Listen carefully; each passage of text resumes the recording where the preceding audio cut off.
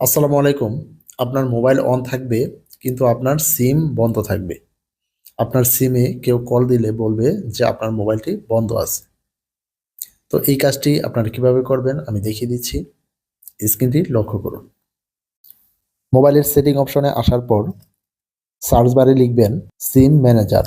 তো সিম ম্যানেজার লেখার পর এটা লিখে সার্চ করবেন। এখানে প্রথম যে অপশনটি সিম ম্যানেজার এখানে ক্লিক করবেন। এখানে ক্লিক করার পর আবার এখানে সিম ম্যানেজারে ক্লিক করবেন। এখানে আপনার মোবাইলে যতগুলো সিম থাকবে ওই মোবাইলের সিমগুলো দেখাবে। এখানে আমার মোবাইলে দুইটা সিম আছে, সিম ওয়ান সিম টু। তো আমি চাচ্ছি যে আমি সিম টু বন্ধ করে রাখবো।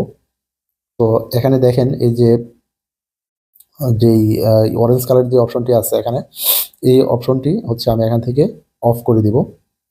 তো এখানে ক্লিক করার পর নিচের দিকে দেখেন টার্ন অফ নামে একটি অপশন আসছে, এখানে আমি ক্লিক করব। এখানে ক্লিক করার পর আমার 2 নাম্বার সিমটি বন্ধ হয়ে যাবে। তো আবার যদি আমরা এই সিমটি অন করতে চাই তাহলে এই সিম টু এর পাশের অপশনটি এনেবল করে দিব।